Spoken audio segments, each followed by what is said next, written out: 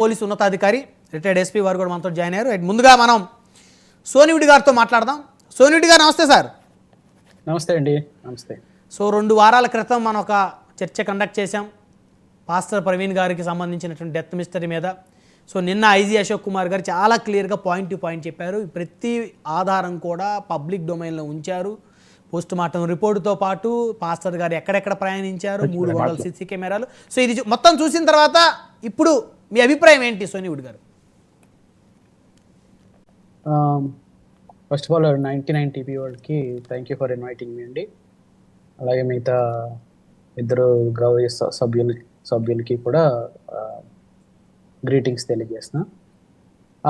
Post mortem report నిన్న press meet ఏదైతే ఉందో అది అసలు భారతదేశంలో ఇంత భయంకరమైనటువంటి విధంగా ఒక ప్రెస్ మీట్ ఉంటుందా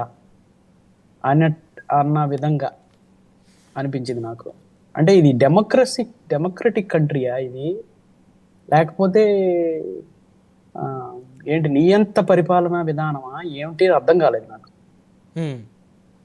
ఎందుకంటే ఫస్ట్లో సీసీ ఫుటేజ్ ఒక 3 days ఇప్పుడు సీసీ ఫుటేజ్ ఇచ్చినప్పుడు మేము అప్పటి వరకు సస్పీషియస్ డెత్ అని అనుకున్నాము.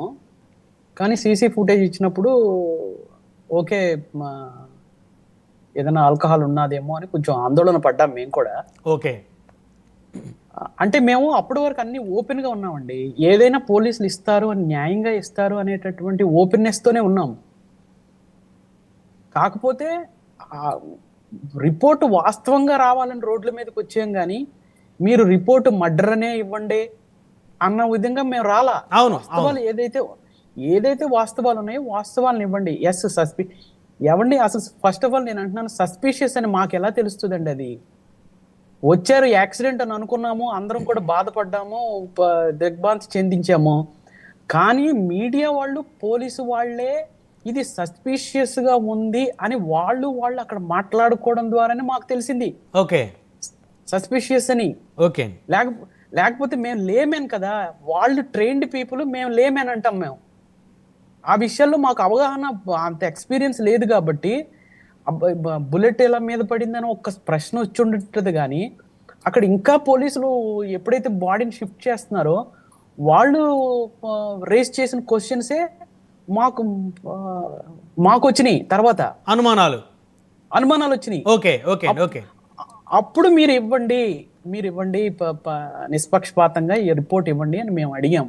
అది కూడా ఆయన పైన ఏంటది థ్రెటనింగ్ కాల్స్ ఉన్నాయి కాబట్టి, ఒకళ్ళు ఇద్దరు ఆల్రెడీ ఫేస్బుక్ సమక్షంలోనే నేను చంపేస్తామని అన్నారు కాబట్టి, ఒకవేళ ఆ కోణంలో వాళ్ళని ఆయన ఏమన్నా చేశారా అని ఇన్వెస్టిగేట్ చేయండి అని అన్నాం మేము. సరే, మీరు ఇన్వెస్టిగేట్ చేస్తున్నారు, కొన్ని వందలు సీసీ ఫుటేజెస్కి మీరు తీసుకొచ్చారు. సీసీ ఫుటేజ్లు దేనికోసం తీసుకొచ్చారండి?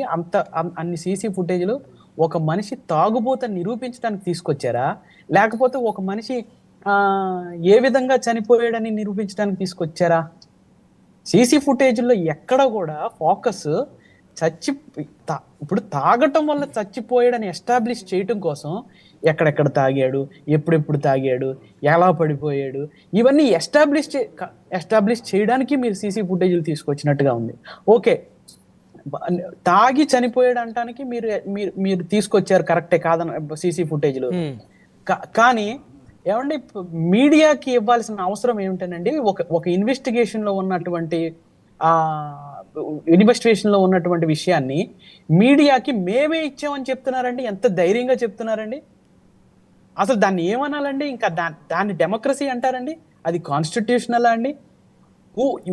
ఎందుకు మీరు మీడియాకి ఇచ్చారు? ఏ పర్పస్ తో మీరు మీడియాకి ఇచ్చారు? అంటే మీడియా వాళ్ళు ఏమన్నా ఫర్దర్ ఇన్వెస్టిగేషన్కి ఏమైనా హెల్ప్ చేస్తారని ఇచ్చారా? అంటే ఇక్కడ సోనివుడి గారు వారి యొక్క ఇంటెన్సిటీ ఏమై ఉంటుందో అనేది ఒకసారి ఆలోచిస్తే, అంటే ఆల్రెడీ చాలా మంది ముందుకొచ్చి విద్వేషాలు రెచ్చగొట్టే విధంగా మాట్లాడుతున్నారు. సో కాబట్టి వాస్తవాలను ఎప్పటికప్పటికి పబ్లిక్ డొమైన్ లో ఉంచాలనేది వారి అభిప్రాయం అనుకుంటున్నాను నేను. కానీ వాళ్ళు అప్పుడు మీడియాకి ఇచ్చింది మేమని చెప్పలేదు కదా వాళ్ళు. ఇప్పుడు ఎందుకు చెప్తున్నారు? అప్పుడు మాకు ఆ మీడియాకి ఇచ్చిన వీడియోస్ కి సంబంధం లేదంటున్నారు. అంటే మేము ఇవ్వలేదంటున్నారా? ఫస్ట్ లో మాకు సంబంధం లేదన్నారు. నేను I my self called to one of the SIT members. ఒక సిట్ మెంబర్ లో 5 ఉంటే 5 ఒకరికి నేను నా ఫోన్ లోంచి ఫోన్ చేస్తే, ఏమంటే మీడియాలో సర్క్యులేట్ అవుతున్నటువంటి వీడియోస్ సంగతి ఏంటి అని అడిగితే, అది మాకు సంబంధం లేదండి, మేము ఇవ్వలేదండి అని అన్నాడు ఆయన. ఓకే, మరి ఇప్పుడు వాళ్ళే ఇచ్చానని ఎలా చెప్తున్నారు? ఇప్పుడు ఓకే, ఆ అంశం పక్కన పెడితే సోనివుడి గారు, ఓకే మీరన్న పాయింట్లో కూడా కొంత వ్యాలిడ్ పాయింటే. అయితే ఇప్పుడు ప్రధానంగా పాస్టర్ గారిని ఎవరు ఏం చేయలేదు, ఆయనది హత్య కాదు అని మీరు నమ్ముతున్నారా లేదా? ఫస్ట్ థింగ్, హత్య కాకపోయి ఉండొచ్చు అని నమ్ముతున్నానండి. హత్య కాదు అని నేను నమ్మట్లేదు, కానీ కాకపోయి ఉండొచ్చు. అది అట్లట్లా సార్ సోనివుడి గారు, మీరు ఇంత క్లియర్గా అంత ఎవిడెన్స్ కళ్ళ ముందు ఉంటే కూడా మళ్ళీ కాకపోయి ఉండొచ్చు అనేది ఏంటి? ఏదో ఒకటి స్టిక్ అని అవ్వండి. ఎందుకంటున్నానంటే అట్లాగా కాజ్ ఆఫ్ డెత్ చెప్పలా. అంటే పడిపోవడం వల్ల ఎలా చనిపోయాడు, ఎక్కడ ఇంజ్యూరీ అయింది అనేది చెప్పట్లా క్లియర్ గా.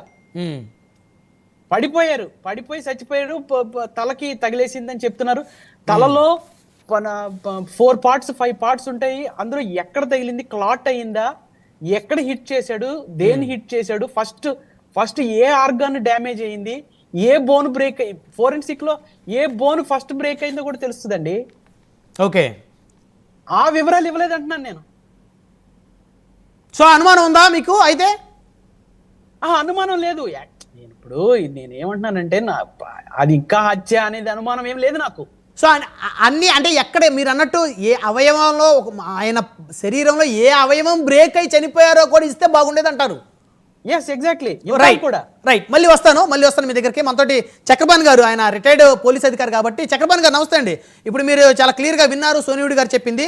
సో పోలీసులు ఎందుకు ఇచ్చారు, పోలీసులు మీడియాకి ఎందుకు ఇచ్చారు,